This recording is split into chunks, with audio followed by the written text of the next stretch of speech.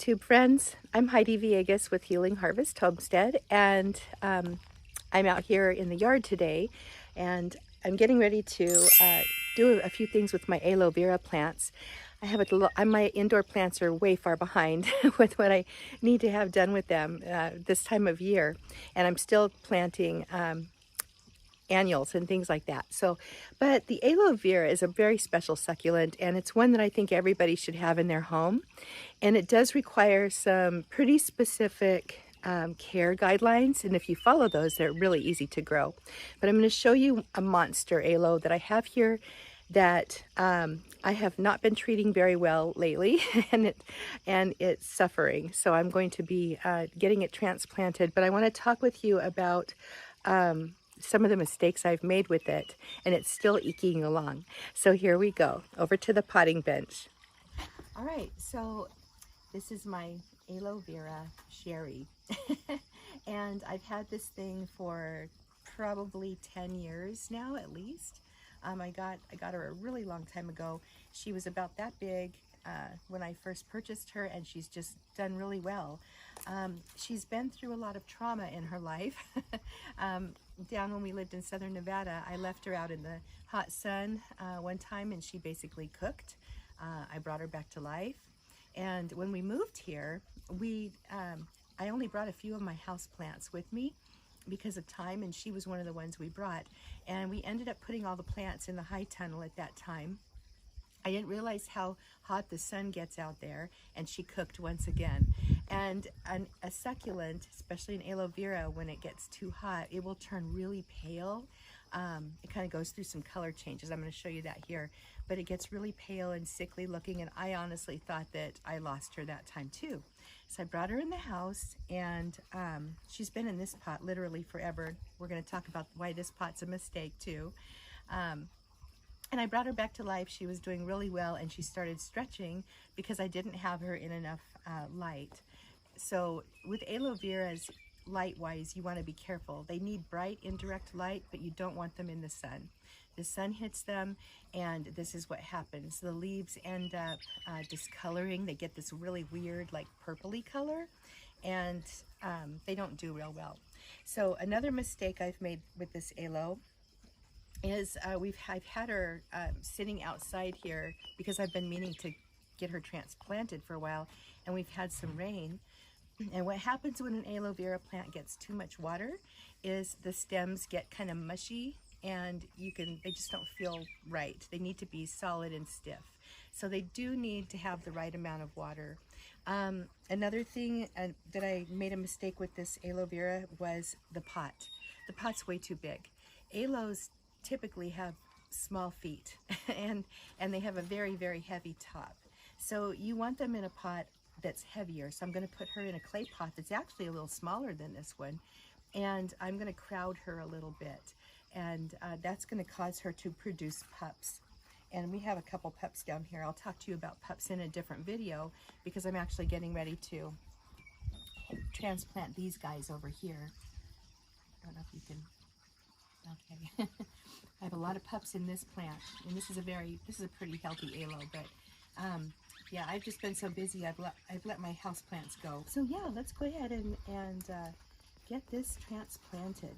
One of the things that you need to be careful of with aloes, gosh, and this is so wet because of the rain, I can just pull her right out of here. Yeah, this is not good. It looks like her roots have sort of rotted away. I'm going to do a follow-up video on her and show you how easily they come back.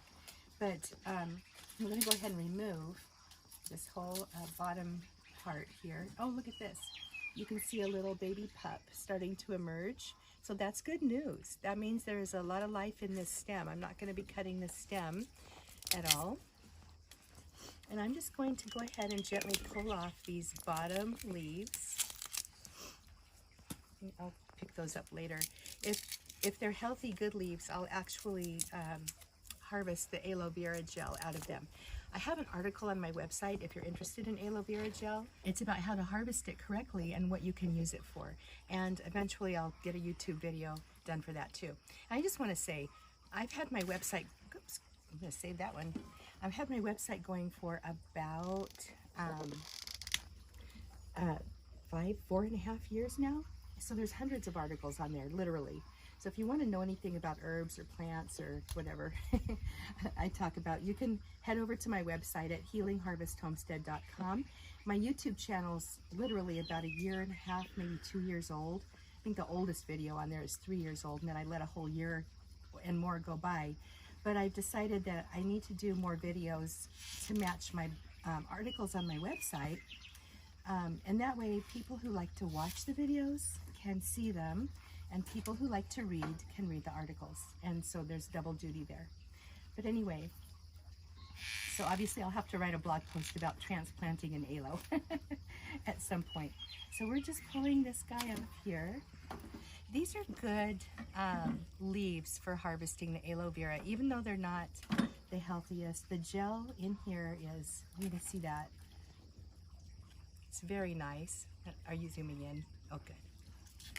Okay. Very good gel, very healthy. One thing you'll notice when you're harvesting either the gel or pulling the leaves off the plant is you're going to see like a yellowish substance that emerges from the leaves and any cut areas. That's a form of a latex, and a lot of people are allergic to that. So just beware of that, and know that if you have sensitive skin, you might have a problem with that, so you might want to wear gloves. But most people don't have a problem at all. And see how I'm just taking the leaves off and just pulling that layer right off. So when you are, there's a lot of leaves I have to pull off here. I'm just gonna pull until I get to the healthy areas here. Okay. One thing you want to be aware of when you're transplanting aloe vera is these cut areas that are now open can actually get bacteria and start having problems with mold and things like that. So there's two options for you when you're transplanting aloe vera. You can let them sit out for a day to maybe 3 days and let them kind of callus over. Or you can actually, I've done this before, put them into the dry soil and not water it for about a week.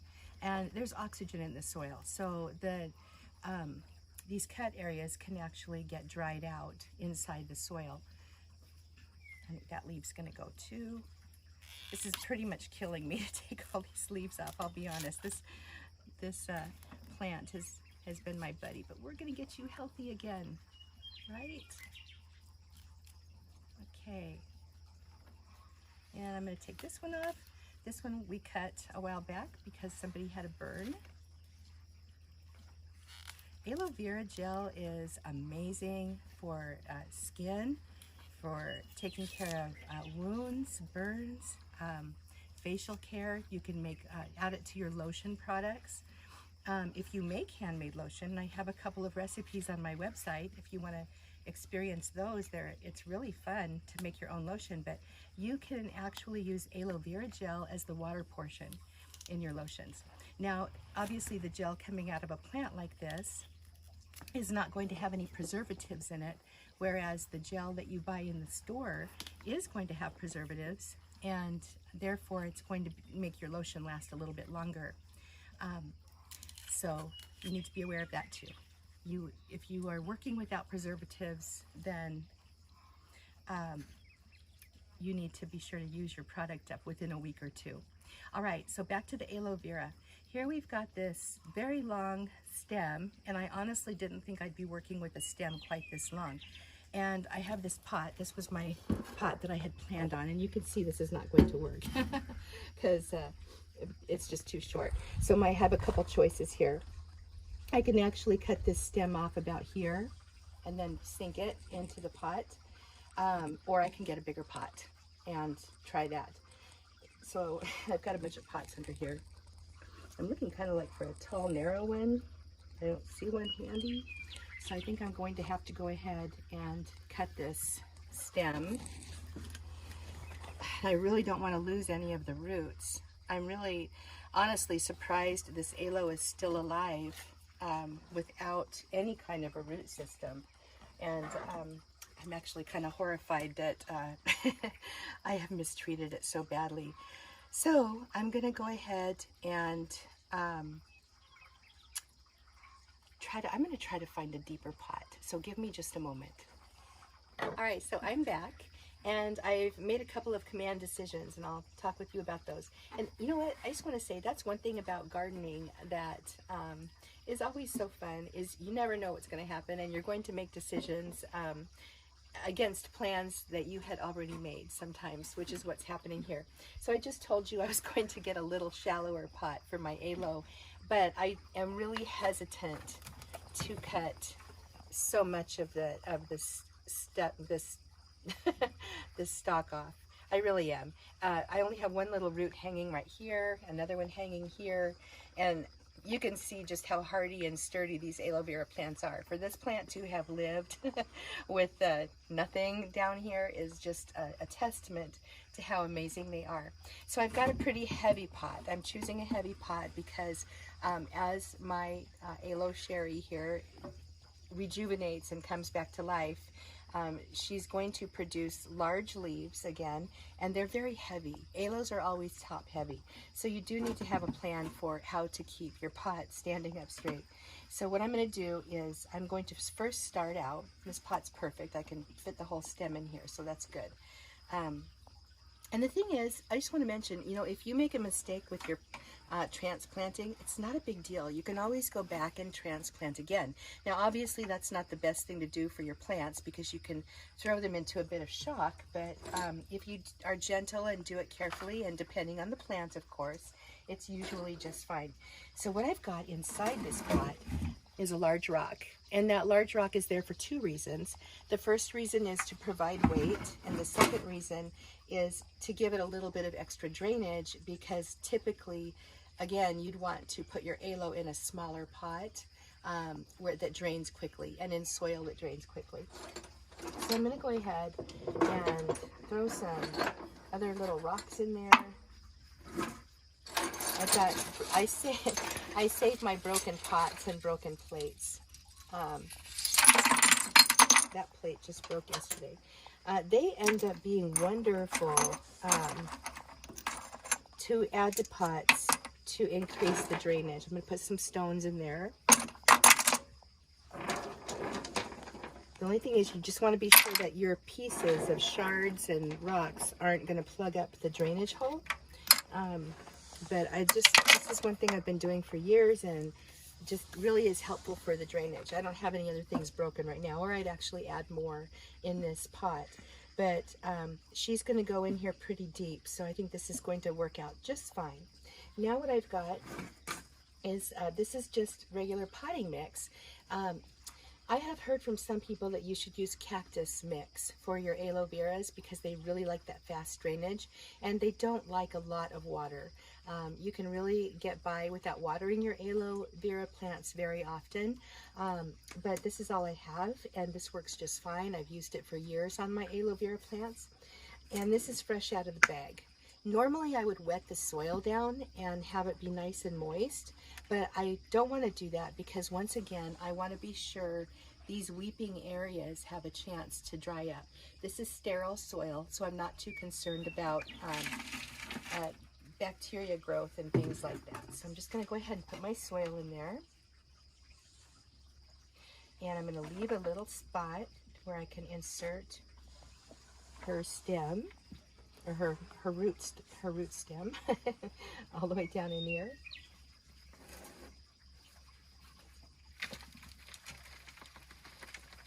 Kind of avoid that area. And I'm going to not put a whole lot of, I'm not going to fill this pot all the way up right now. We'll see what I do in a minute, but for right now, I just want to make sure I can put her stem in there.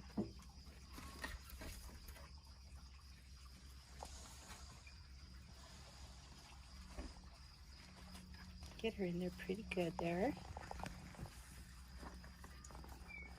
Even with how deep this pot is, we're still, as you can see, kind of struggling with the depth.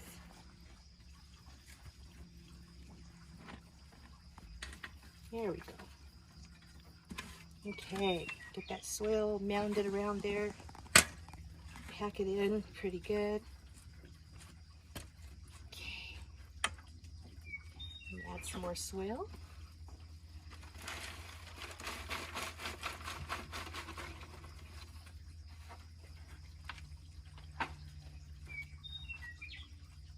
I'll do another Sherry video so you can see how she's doing in a few months or maybe even a couple of weeks.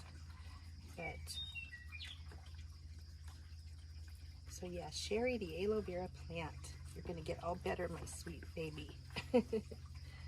All right, a little more soil. Now, this doesn't look very attractive, and it's obviously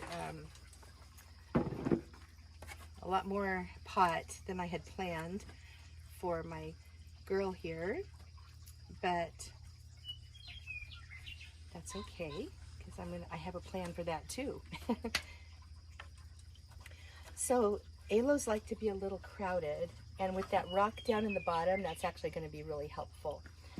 I have a feeling I'm going to have pups growing off that stem like crazy here pretty soon. So put my soil in there. All right, what I've got over here, I'm going to go ahead and add some plants to the top of this just to make it pretty. And then we're going to add some river rock. And this is just going to be a really pretty display. Doesn't she look better already? So she just looks really nice. So here I've got a little tray of shallow succulents. These do not need too much water. And I'm going to go ahead and just kind of lay these around in here just to add a little more color to this pot. I was going to put these over by the pond, but now I'm doing this, so that's fine. Again, things change around here. These are really neat if you can find these at your nursery center. They're small succulents with a very shallow root system, and they're matted together. So you can actually cut them. I just cut these with my hori-hori knife and put them where you want, little pieces where you want them. And so they're nice for walkways or other places outside, or like I'm doing here, right inside your pot.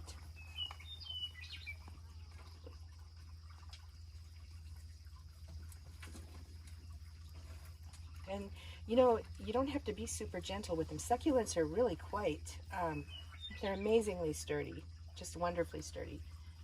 There, is that pretty? Maybe I'll move this a little bit closer to Sherry here. Okay.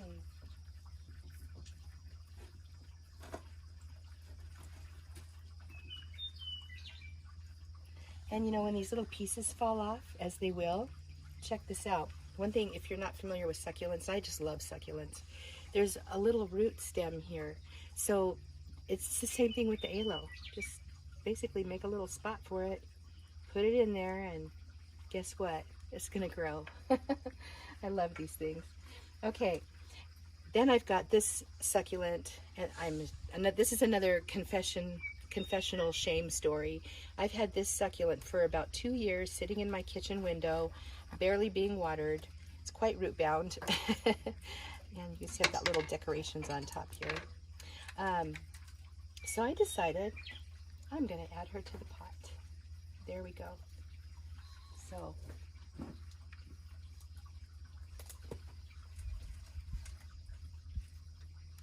there we are. Now, I did say I wasn't going to water for a few days. However, I am going to just barely wet the surface for the benefit of these succulents because they're, you know, obviously a little more shallow in here, but they're going to need some moisture. And then I've got over here some begonias that I bought at the nursery a couple weeks ago and haven't done anything with yet, and honestly wasn't sure where I was going to plant them. So I just love them though, and I think this is a really good spot. So we're going to go ahead and tuck these in there too. So I'm just going to go ahead and create a little spot for these little babies.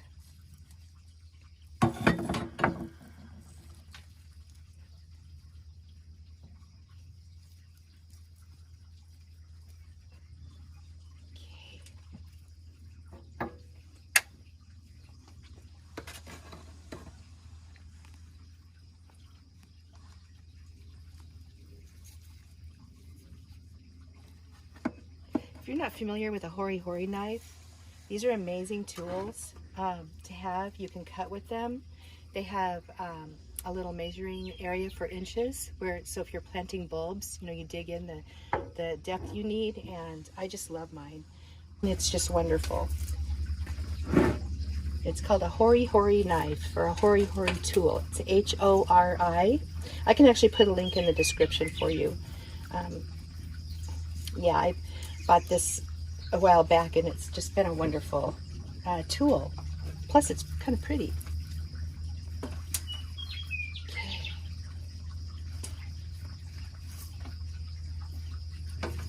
All right, I think I'm going to go ahead and put the other two on this end.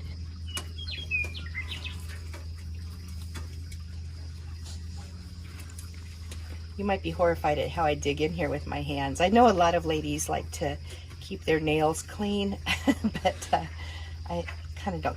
I don't worry about that too much. I mean, I do, not to say I'm dirty or anything, but I do like clean hands when I'm working on herbs and things like that. But in this case, this is fine. Okay, tuck you in there. Okay. One last thing that I like to do with succulents in general is I like to put a little layer of rock on top. It just kind of mulches the soil and keeps it nice, you know, whether it's indoors or outdoors, and it looks pretty. So we're going to do that too. Look at that. Except for this kind of floppy leaf, which I think I'm going to cut this off. Where are my scissors at? Here we go.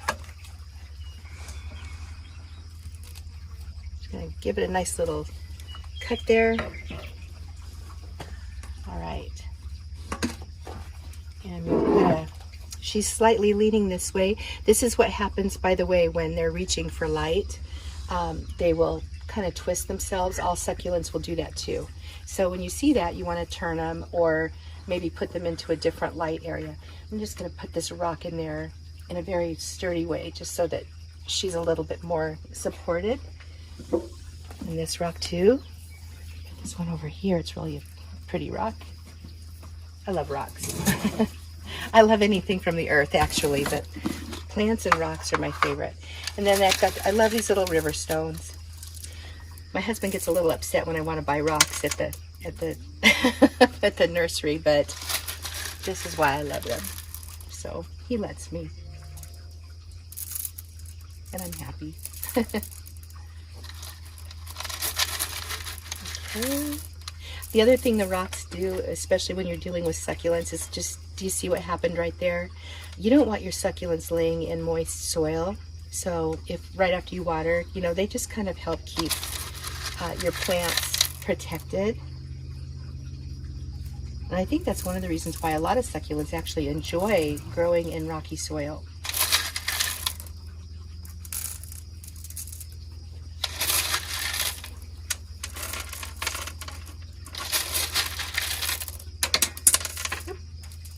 I'm dropping my rocks. Okay. Here we go.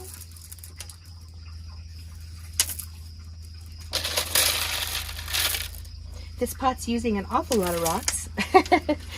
So normally I don't use too many, but this is a special girl and she deserves it. All right, what do you think? This is way too heavy for me to lift. I'm gonna have to get Mr. V to lift this for me, but doesn't she look happier and healthier? And she's got some friends and she's going to have a chance to recuperate and become healthy again. And this aloe that I've had for literally, geez, 15 years or so, 10, 15 years, she's going to become beautiful again. All right. There you go. How to save a monster aloe vera, repot it, and I'll do an update pretty soon on how she's doing, and hopefully we'll see some pups growing too. All right, I'm going to sign off. I'm Heidi Villegas with Healing Harvest Homestead. Visit my website, please subscribe to my channel, and I have a lot of other videos you can watch too. Have a great day. Bye-bye.